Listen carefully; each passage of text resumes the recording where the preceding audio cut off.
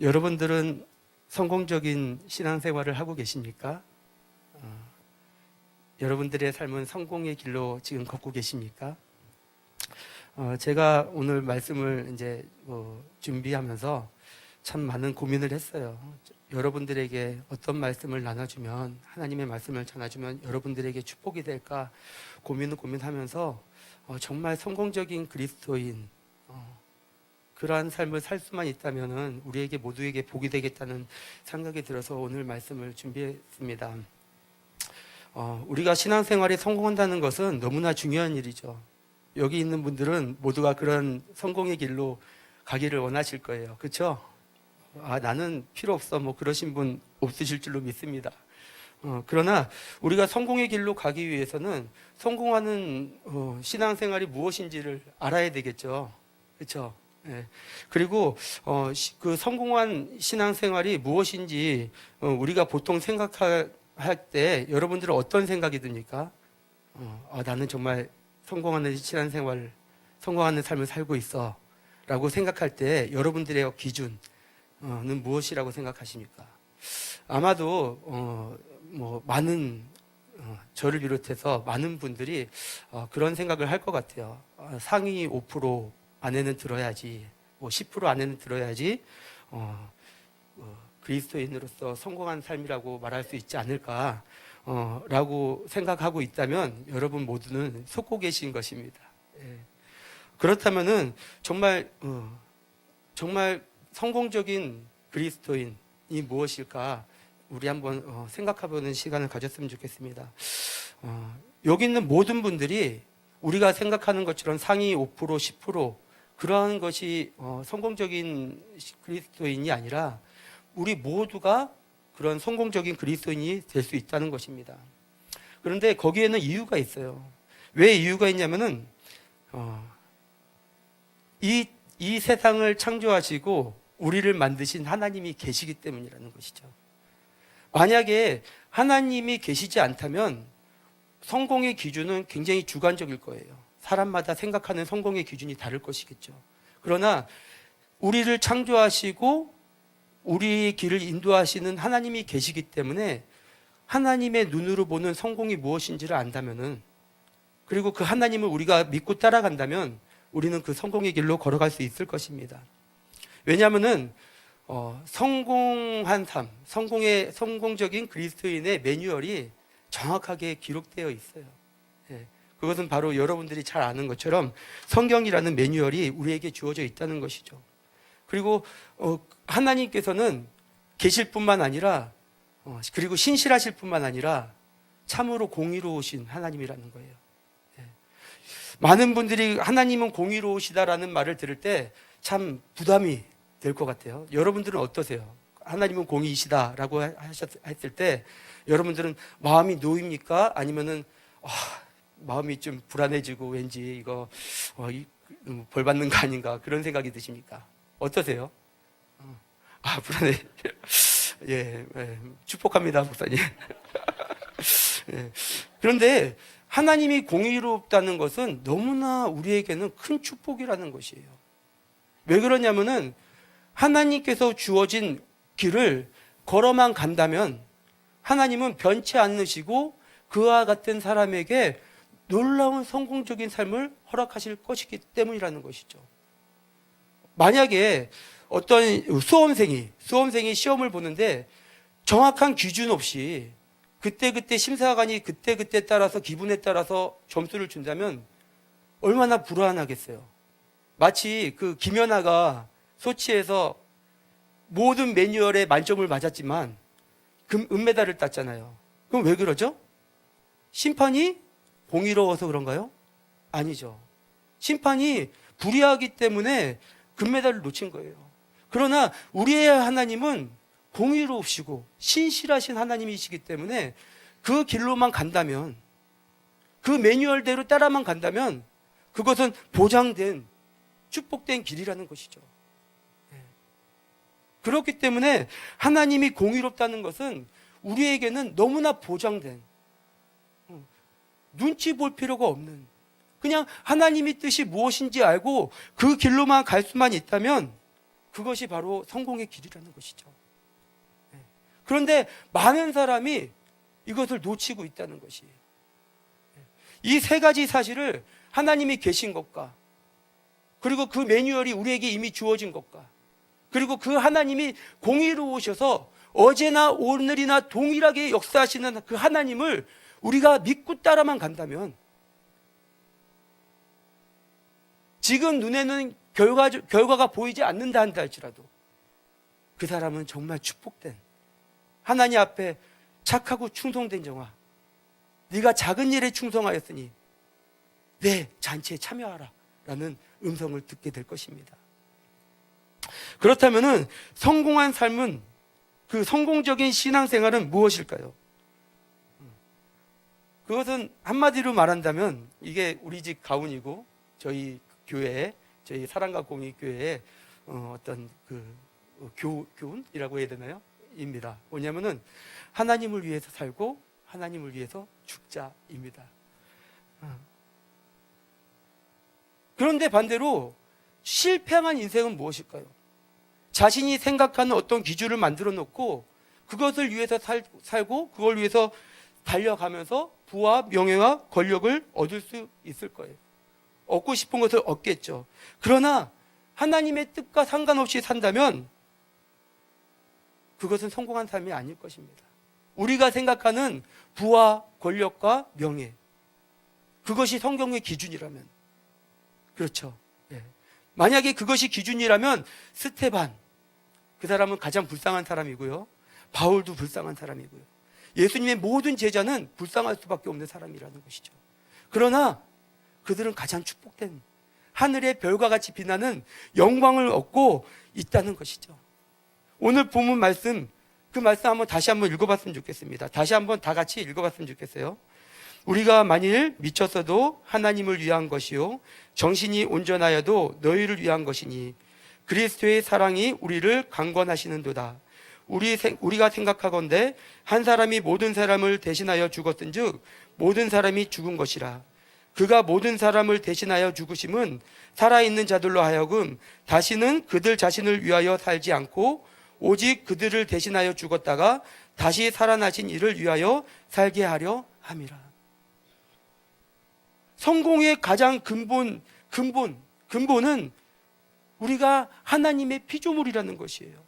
그리고 하나님의 피조물은 하나님을 위해서 존재하고 그를 위해서 있다고 성경에서 말하고 있습니다. 어제나 오늘이나 동일하신 하나님은 우리에게 말씀하고 계세요. 바울은 고린도전서 10장 1절에서 6절까지 이렇게 말씀하고 있습니다. 형제들아, 나는 너희가 알지 못하기를 원하지 아니하노니 우리 조상들이 다 구름 아래에 있고 바다 가운데로 지나며 모세에게 속하여 구름과 바다에서 세례를 받고 다 같은 신령한 음식을 먹으며 다 같은 신령한 음료를 마셨으니 이는 그들을 따르는 신령한 반석으로부터 마셨음에 그 반석은 그리스도시라. 그러나 그들의 다수를 하나님이 기뻐하지 아니하셨으므로 그들이 광야에서 멸망을 받았느니라. 이러한 일은 우리의 본보기가 되어 우리로 하여금 그들이 악을 즐겨한 것 같이 즐겨하는 자가 되지 않게 하려 함이니. 바울은 지금 우리에게 알려주고 싶은 것은 이스라엘이나 우리나 다를 것이 없다는 것이에요. 이스라엘도 바다를 지나면서 세례를 받았고 신령한 음식과 신령한 음료를 마시며 그 반석은 바로 그리스도, 예수 그리스도, 예수님께서 주시는 성만찬을 먹으면서 신앙의 길로 걸어갔다는 것입니다. 우리와 다를 것이 없다는 것이에요. 그렇기 때문에 이스라엘은 우리의 거울이 되어서 이스라엘에게 주신 하나님의 말씀을 우리가 정확하게 알 수 있다면, 그렇다면 우리는 이스라엘과 같은 실패를 경험하지 않고 진짜 성공하는 그리스도인으로서 살아가게 될 것입니다. 하나님께서 우리를 죄와 마귀로부터 구원하셨던 것처럼 하나님께서 이스라엘을 애굽의 종, 세상의 종 되었던 이스라엘을 놀라운 이적과 표적을 통해서 구원하셨어요. 홍해를 가르시고 그곳에서 건져내신 하나님께서 그 이스라엘에게 말씀을 주십니다. 무엇을 주셨죠? 시내산에서 예, 율법을 주시잖아요. 여러분들이 만약에 이스라엘 사람들이라면은 그 애굽의 종되었던 그들이 그 홍해를 건너서 나왔다면 여러분들에게 가장 필요한 것, 나에게 가장 필요한 것이 무엇이라고 생각하십니까? 무엇이죠? 당연히 물과 먹을 것이겠죠. 그리고 우리가 살아야 될 땅, 터전이라는 것이에요. 우리가 일구어서 열심히 노력해서 살아서 성공하는 길을 가야 되는 그러한 것이 우리에게는 가장 필요한 것이잖아요. 여러분도 그러시잖아요. 저도 예수님을 영접하고 거듭난 후에 나에게 필요한 것은 하나님의 도움으로 뭔가 이루어지기를 간절히 바랬었어요. 그런데 하나님께서는 그러한 그들을 광야에서 시내산에서 기다리게 하신 후에 모세를 통해서 율법, 하나님의 법을 주십니다. 왜 법을 주시죠? 나라를 이스라엘이라는 나라를 세우기 위해서는 가장 먼저 필요한 것이 있어요. 그것이 무엇인지 아십니까? 바로 법이에요. 그 나라에서 살아가기 위해서 질서를 지키고 법을 지키고 그래서 그 땅에서 문제없이 살아갈 수 있도록 주신 것이 바로 법이라는 것이에요.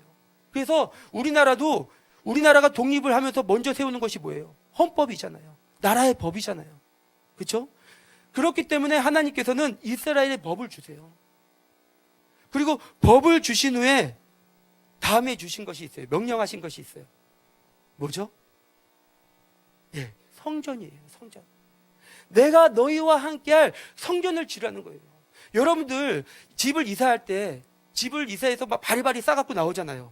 그래갖고 이사할 집으로 들어가야 되는데 하나님은 더 큰 짐을 주시는 거예요. 성전을 져서 그걸 짊어지고 다니라는 것이죠. 상식적으로 이해가 되지 않잖아요. 상식적으로. 우리에게 필요한 것은 물과 음식과 땅인데 어찌하여 그 무거운 성전을, 그것도 작은 것도 아니잖아요. 그 성전을 져서 짊어지고 다니라고 말씀하시는가? 우리에게 더 중요한 것이 젖과 꿀이 흐르는 그 땅보다도 더 중요한 것이 우리에게 있다고 말씀하고 있다는 것입니다. 우리는 만약에 이러한 내 안에 하나님의 말씀과 하나님의 성전이 내 안에 온전히 세워지지 않은 채로 내가 원하는 것이 지금 이루어지고 있다면 그것이 어떤 의미인지 여러분들은 깊게 생각해 볼 필요가 있어요. 그리고 하나님께서는 모세를 통해서 이스라엘에게 언약을 세우기를 원하셨어요. 언약은 애굽 땅에 세운 것이 아니라 애굽에서 구원하신 후에 광야 땅에서 언약을 세우시겠다고 말씀하고 계십니다. 출애굽기 24장 7절 8절을 보겠습니다. 이거는 모세가 하나님을 통해서 한 말씀인데요. 언약서를 가져다가 백성에게 낭독하여 듣게 하니 그들이 이르되 여호와의 모든 말씀을 우리가 준행하리이다. 모세가 그 피를 가지고 백성에게 뿌리며 이르되 이는 여호와께서 이 모든 말씀에 대하여 너희와 세우신 언약의 피니라. 여기서 중요한 것은 언약이라는 것이에요. 언약. 그런데 이 언약을 무엇으로 세우냐는 것이죠. 무엇으로 세웠죠? 언약서를 가지고 낭독했다는 것이에요. 그리고 그 낭독한 후에 이스라엘은 우리가 여호와의 말씀을 다 준행하리이다라는 언약을 맺었다는 것이죠. 그래서 모세는 그 언약에 대하여, 그 모든 말씀에 대하여 너희와 세우신 언약의 피니라라고 말씀하고 있다는 것이에요. 모든 말씀에 대하여 언약의 피니라. 그 언약은 그 여호와의 모든 말씀, 그 율법을 듣고 내가 여호와의 모든 말씀을 준행하리이다, 그 고백을 통하여 언약이 맺어지고 그 언약을 통하여 모세가 피를 뿌림으로 이 모든 말씀에 대하여 너희와 세우신 언약의 피라고 말씀하고 있다는 것입니다.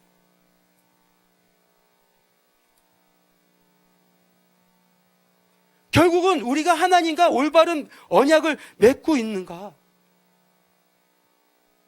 이것이 너무나 중요하다는 것이죠.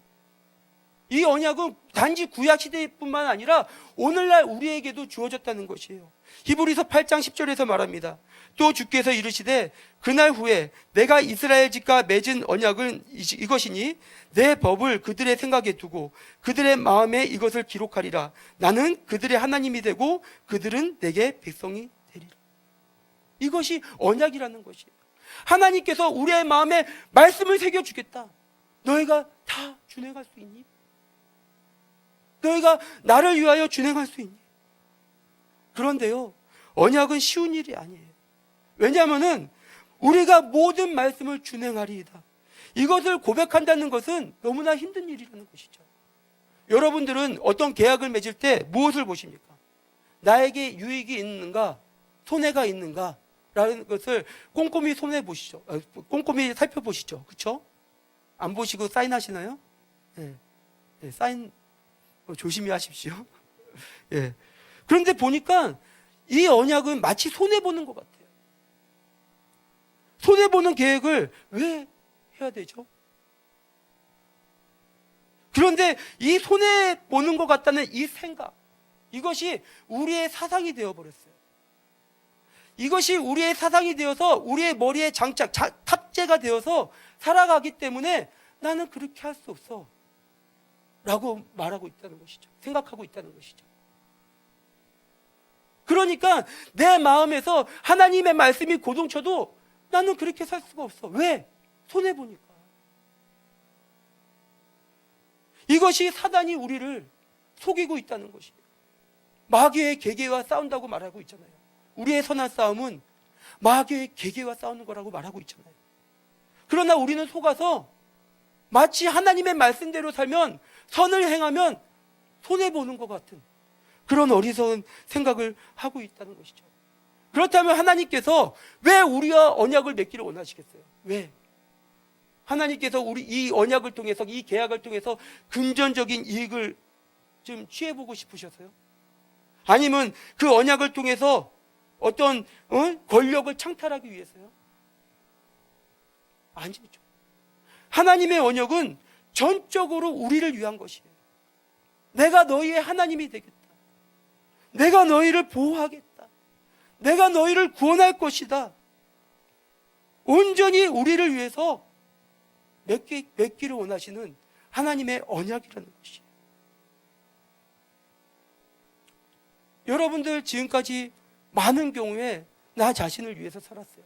나 자신을 위한 신앙생활을 했어요. 손해보면 지는 것 같고 실패하는 것 같았죠. 그렇다면 나를 위해서 산다는 것은 뭐죠? 여러분들은 나를 위해서 선을 행하십니까? 여러분들은 나를 위해서 거짓말을 안 하십니까?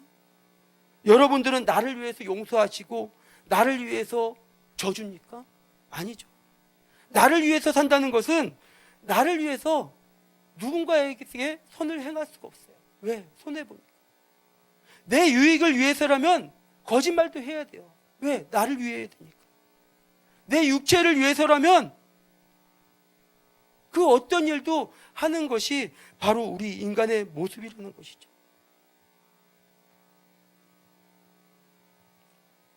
이것은 세상이 주는 풍조, 세상이 주는 법이.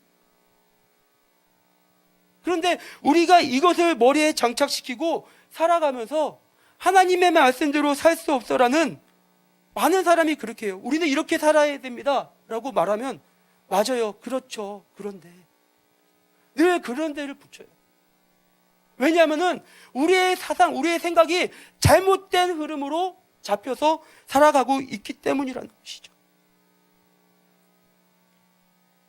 하나님과 언약을 맺는다는 것은 무엇이냐면 이 잘못된 사상을 바꾸는 것이에요. 이 잘못된 사단이 주는 이 거짓된 생각을 바꿔서 내가 하나님의 말씀대로만 살 수 있다면, 내가 하나님의 말씀에 순종하며 선을 행할 수만 있다면, 나에게 잘못한 사람을 내가 용서하고 정죄하지 아니하고 나보다 낮은 자가 되어서 겸손하게 살아갈 수만 있다면 그것이 나에게 어떤 축복인가? 신명기적 사상, 히브리적 사상, 그 사상을 내 머리에 장착하고 내 마음에 장착할 수만 있다면 그 언약은 어리석은 것이 아니라 너무나 당연한, 당연히 해야 돼, 나를 위해서 해야만 되는 언약이라는 것이죠. 사람들이 그래요. 하나님을 위해서 살고 하나님을 위해서 죽는다고 말하면 대단하십니다. 아니요, 이거는 대단한 것이 아니에요. 이거는 내가 살기 위해서, 하나님의 은혜를 얻기 위해서 하나님이 나를 위해서 허락하신 그 언약을 나는 맺기를 원하는, 그래서 주님을 따라가기를 원하는, 그것이 하나님이 우리에게 맺기를 원하는 너무나 선하신 언약이라는 것입니다. 이스라엘은 가나안 땅에 들어가기 전에 에발산과 그린신산에서 외치죠. 무엇을 외치죠? 한쪽 산에서는 축복을 외칩니다. 그리고 반대쪽 산에서는 저주를 외쳐요. 너희가 거짓말하고 너희가 간음을 행하고 너희가 부모를 경홀히 여기면 저주를 받을지어다. 그리고 모든 이스라엘 백성은 아멘하고 화답합니다. 누가 이와 같이 화답할 수 있어요? 누가 이와 같이 화답할 수 있어요? 하나님의 그 좋으신 선하신 그 뜻을 이해한 사람만이 외칠 수 있는 고백이에요. 그래서 신명기서 27장 26절에서 이와 같이 말합니다. 이 율법의 말씀을 실행하지 아니하는 자는 저주를 받을 것이라 할 것이요 모든 백성은 아멘 할지니라.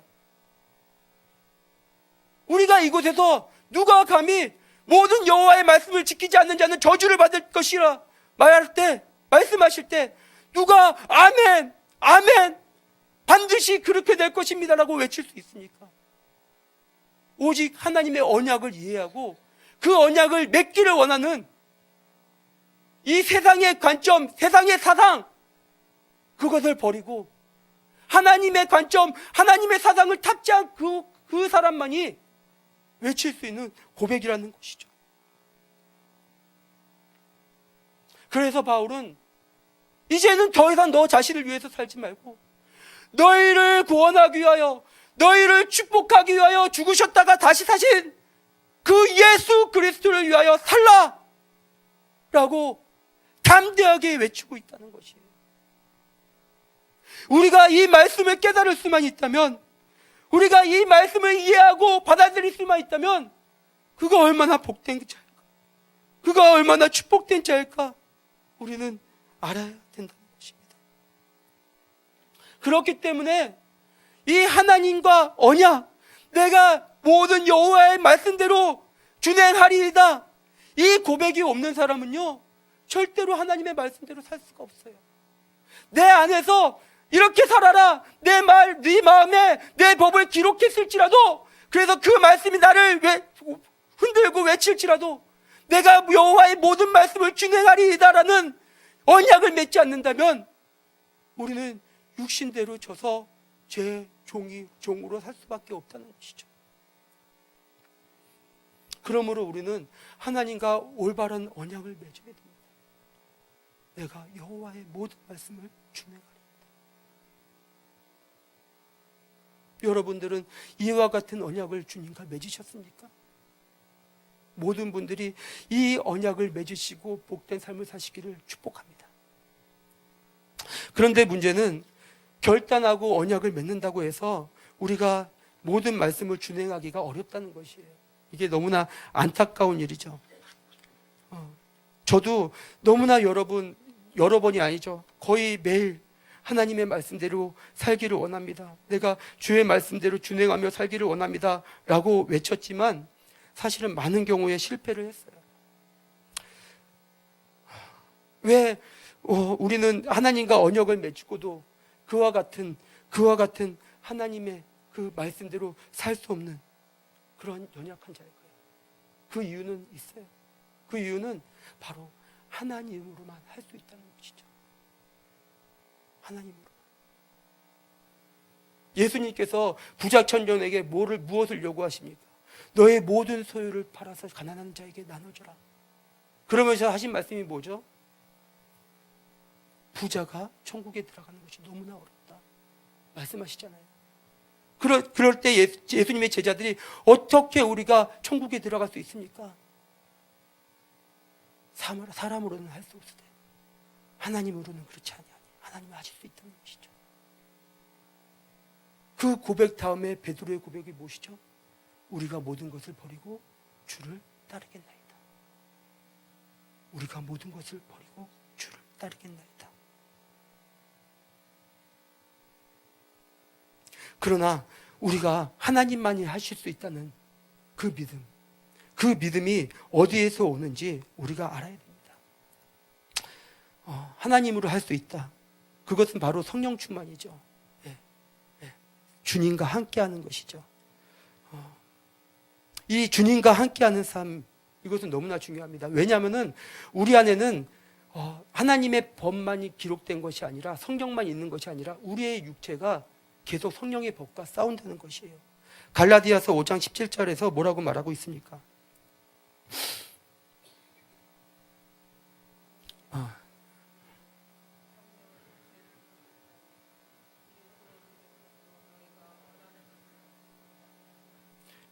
육체의 소욕은 성령을 거스리고 성령은 육체를 거스린다고 말하고 있어요.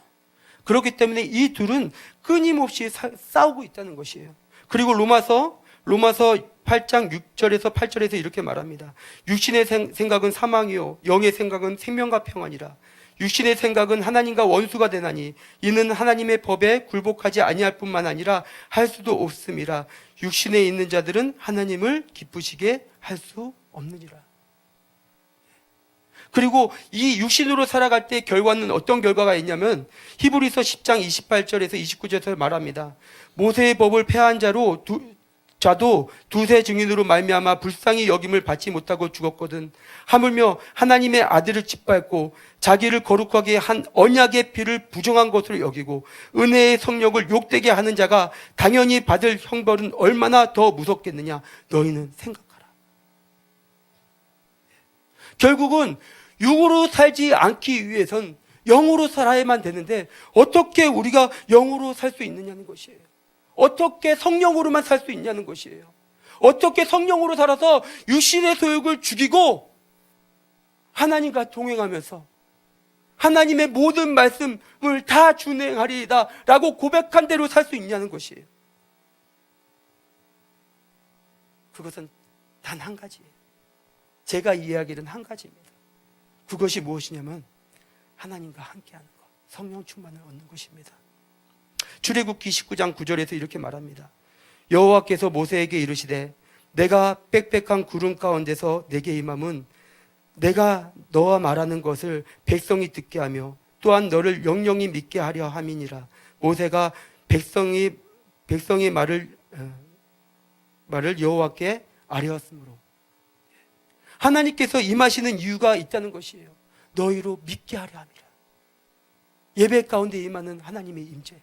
그 이유는, 내가 너희와 함께하는 이유는 너희로 믿게 하려 함이라. 여호와의 모든 말씀을 믿게 하려 함이라. 그리고 출애굽기 20장 20절에서 말합니다. 모세가 백성에게 이르되 두려워하지 말라. 하나님의 임하심은 너희로 시험하고 너희로 경외하여 범죄하지 않게 하려 하심이니라. 왜 하나님께서 임하신다고요? 왜 하나님께서 예배 가운데 우리에게 은혜를 주신다고요?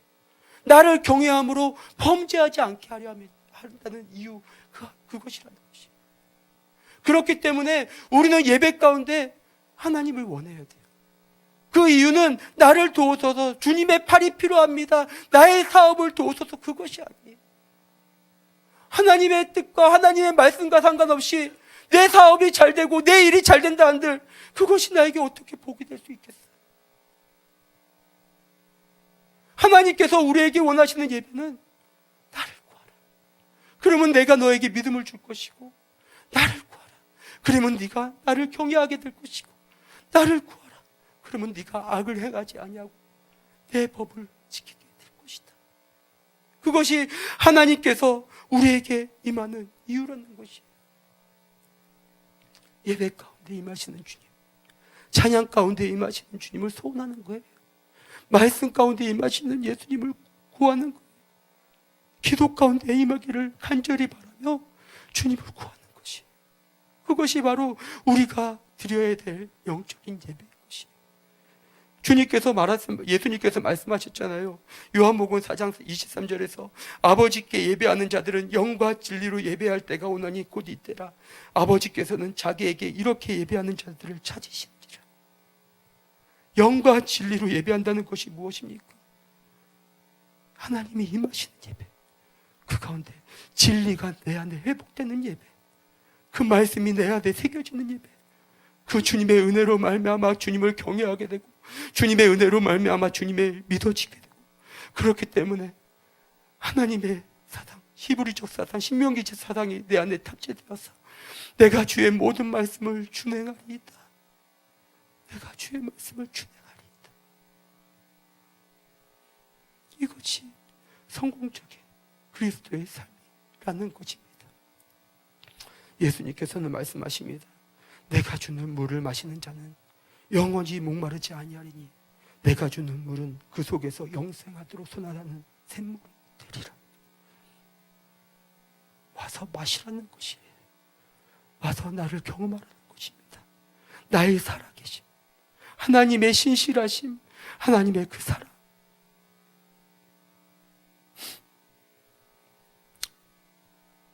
주님은 우리를 원하세요.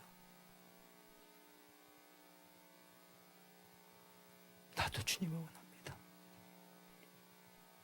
그 무엇보다도 나는 주님을 원합니다. 이 예배를 통해서 주님을 원하고 찬양 가운데 임하시는 주님을 원하고, 그 주님을 만나지 못하면 미칠 것 같고, 그러나 하나님은 너무나 신실하시고 공의로우신 주님이시기 때문에 우리가 죄를 갖고 찾아왔을지라도 나를 간절히 찾는 자는 나를 반드시 만나리라 약속하신 그 언약의 말씀을 지키시는 주님께서, 공의로우신 주님께서 그 갈급함으로 주님을 찾는 자에게 오셔서 내가 너와 함께 할 것이다, 네가 나를 알게 될 것이다, 찬양 가운데 나를 경험하게 될 것이고 말씀 가운데 나를 체험하게 될 것이고 기도 가운데 나의 기름 부음을 경험하게 될 것이다 라고 주님께서 우리를 부르고 계십니다. 성공적인 신앙생활은 다른 게 아니에요.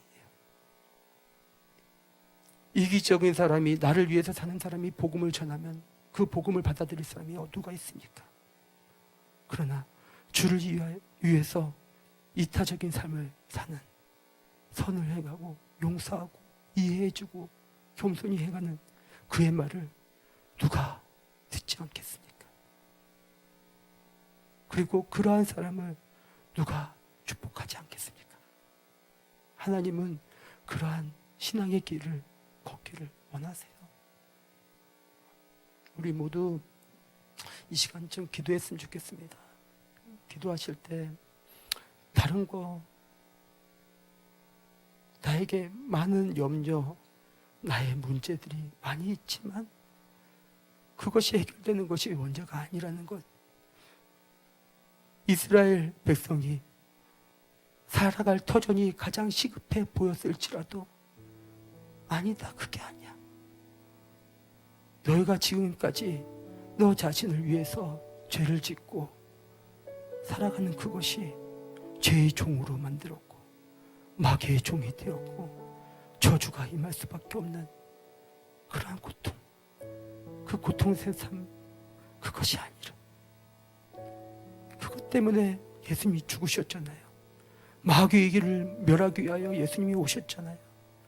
그리고 십자가에서 다 이루셨잖아요. 율법에 속한 모든 저주에서 속량하셨잖아요. 그런데 어찌하여 다시 옛사람으로 옛길로 걸어갈 수 있겠습니까? 이 시간 주님을 구했으면 좋겠습니다. 그리고 언약을 새롭게 맺었으면 좋겠습니다. 내가 여호와의 말씀을 다 준행하리이다. 내가 주님의 뜻을 알고 그때를 뜻대로 살기를 원합니다. 그러나 내 육신이 죄를 원합니다. 주님의 임하심은 너희로 믿게 하려 함이라. 주님의 임하심은 너희로 나를 경외하게 하고 나를 알게 하여서 악을 행하지 않게 하려 함이라. 주님, 나는 주님을 원합니다. 예수여, 나는 주님을 원합니다. 다 같이 이 시간 주님을 좀 외쳤으면 좋겠습니다. 주여, 주여 3번 외치고 싶은데요, 이 고백은 이러한 고백이 되었으면 좋겠어요. 예수님이 나의 주님이십니다. 예수님만이 나의 주님이십니다. 내가 주의 말씀을 다 준행하리이다. 이러한 심정으로 정말 외쳤으면 좋겠어요. 나를 좀 바꿔달라고. 내 사상, 내 잘못된 생각들을 바꿔달라고. 주여, 주여, 주여. 다 같이 3번 고백하시고 외치시고 기도로 나아가겠습니다.